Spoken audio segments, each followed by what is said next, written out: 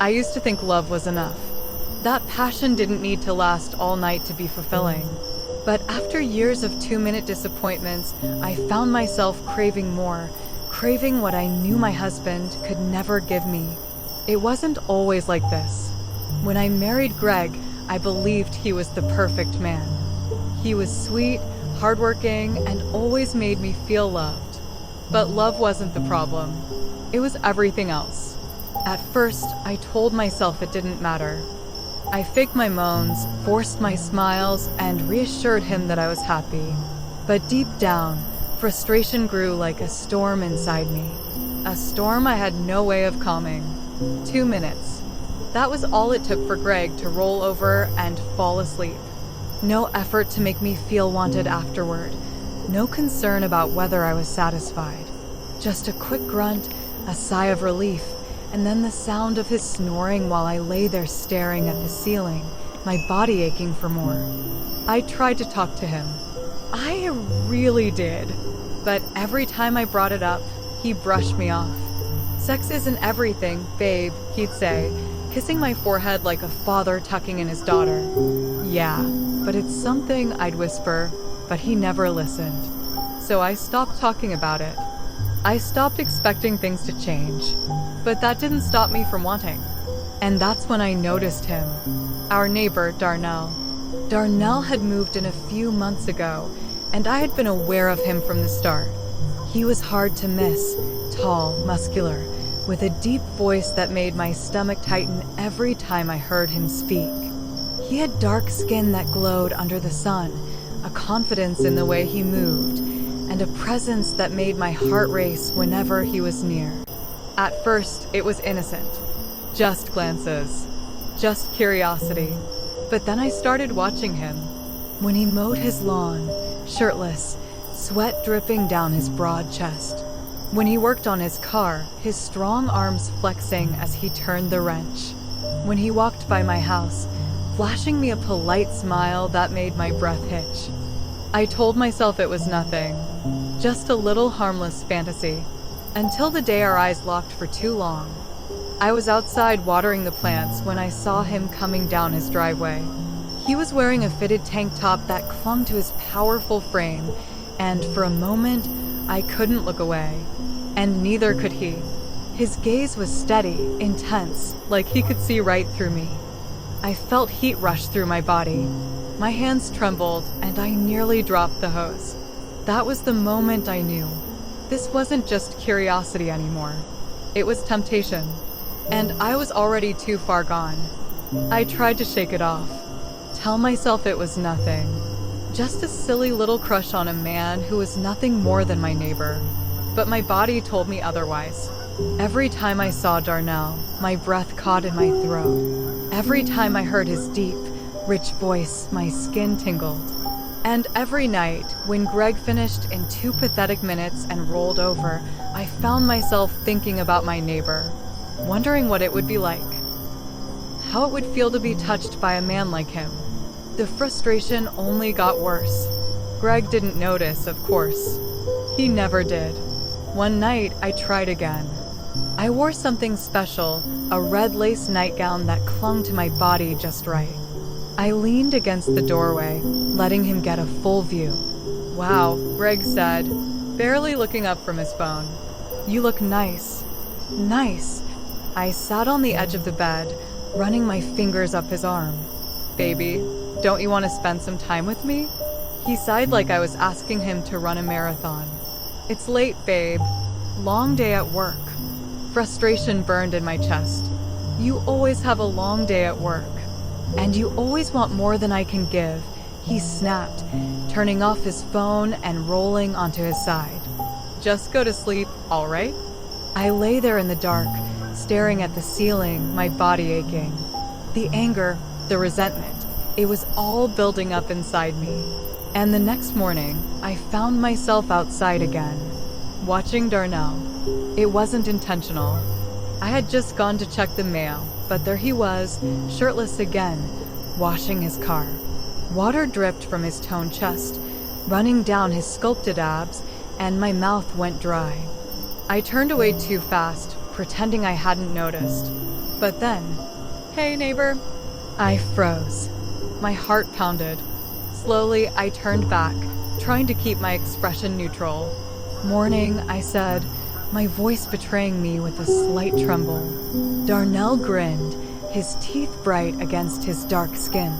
"You doing all right?" I shouldn't have engaged. I should have just nodded and walked away. But I didn't. Instead, I found myself stepping closer. "Yeah," I said, then, without thinking, just a little tired. His eyes darkened, scanning my face like he could see right through me. "Rough night." I swallowed hard. "Something like that." A slow smirk spread across his lips.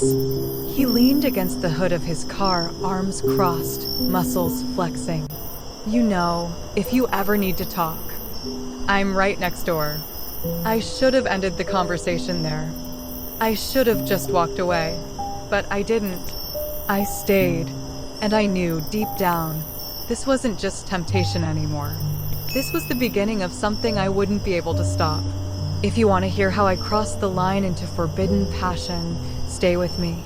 Like and subscribe for more stories that take you deep into the hidden desires of the heart. I wish I could say I resisted, that I ignored the hunger inside me, that I was strong enough to walk away. But I wasn't. The moment I opened that door, there was no turning back. It started with small things. Accidental run-ins that weren't so accidental. I'd step outside just as Darnell was finishing his workout, my robe hanging just loose enough to let him see the curve of my body. I told myself I wasn't doing anything wrong. It was just innocent flirting, just harmless fun, until it wasn't. One evening, Greg had already fallen asleep. 2 minutes, a grunt, and gone as usual.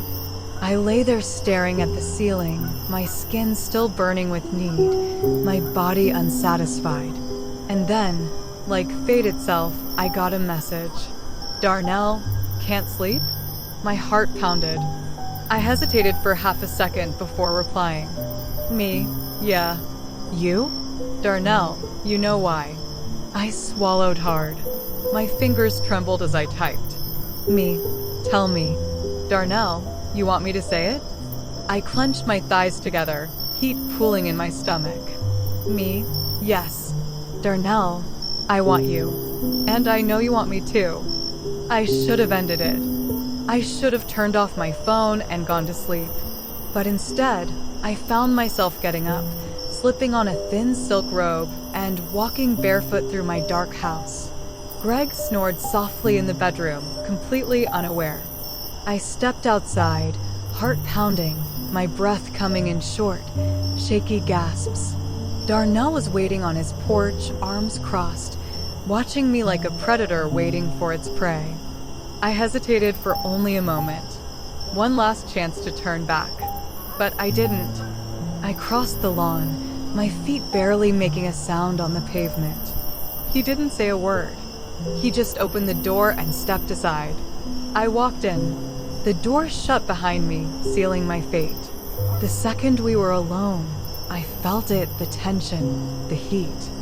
I had never been this close to him before, and now, standing in his dimly lit living room, my body ached for him in ways I could no longer ignore. His scent, clean, masculine, intoxicating, wrapped around me, making my knees weak. "You sure about this?" he asked, his voice deep, almost rough. I couldn't answer. I just reached out, pressing my hand against his solid chest, feeling the warmth of his skin beneath my fingers. That was all it took. Darnell grabbed my waist, pulling me against him.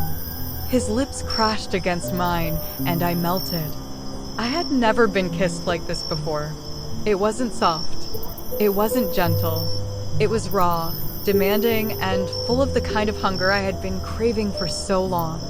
He lifted me effortlessly, carrying me like I weighed nothing. I wrapped my legs around him, my robe slipping open, exposing bare skin. I gasped, but he silenced me with another deep, consuming kiss. This was what I had been missing. This was what I had been needing. And for the first time in years, I felt truly alive. The contrast between my husband's neglect and my neighbor's intensity left me conflicted but addicted. What happens when a woman tastes what she's been missing for so long? Like and subscribe for more intense and scandalous stories. The guilt should have hit me that night. When I slipped back into my house, my legs weak, my body still tingling from what I had done. Greg was snoring, just like he always did, completely unaware that his wife had just been with another man.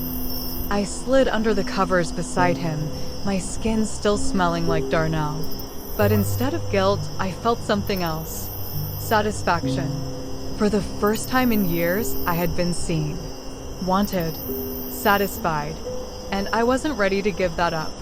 One night turned into two. Two turned into weeks. I told Greg I was going on evening walks to clear my head. In reality, I was slipping into Darnell's house, surrendering to the kind of passion I had only dreamed about. I became addicted to the way he touched me, the way he owned me. He made me feel things I had never felt before, took me places Greg never could. I knew it was dangerous. I knew I was playing with fire, but I didn't care, until Greg started to notice. "You've been acting different lately," he said one night, watching me over the dinner table. I froze, my fork halfway to my mouth. "Different how?" He shrugged. "I don't know. You just seem distracted. You're not as naggy about." He paused. "You know." I forced a smile. "Maybe I've just been less stressed." Greg chuckled, shaking his head. "Well, whatever it is, I'm not complaining." I let out a breath, forcing myself to stay calm. He didn't know. He was just noticing the change. But I wasn't careful enough. Because 2 nights later, I nearly got caught. It was late. Too late. I had lost track of time wrapped up in Darnell's sheets, drowning in his touch. I had meant to leave earlier, but he had kept pulling me back, whispering things that made my body burn all over again. By the time I stepped outside, my heart nearly stopped. Greg's car was in the driveway. My stomach flipped. He wasn't supposed to be home yet. I rushed across the lawn, my hands trembling as I reached for my keys. The front door opened just as I slid inside. "Hey, babe," Greg called from the kitchen. "Where were you?" I swallowed hard, forcing a smile as I stepped into the light. "Just out for a walk." He frowned. "This late?" I nodded quickly. "Yeah, couldn't sleep." Greg studied me for a second, his eyes narrowing. My skin was still flushed, my lips swollen. God, could he tell? He didn't press, just nodded and turned away. But my hands were still shaking as I climbed into bed, because that was too close, too risky. I knew I should stop, that I should walk away before I destroyed everything. But as I lay there, staring at the ceiling, I realized something terrifying. I didn't want to stop. I didn't want to go back to 2 minutes of disappointment. I didn't want to go back to pretending I was satisfied.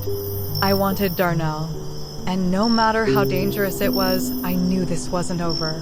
Not even close. What happens when secrets become too big to hide? When a woman can't resist what she knows will destroy her. Like and subscribe for more intense and scandalous stories.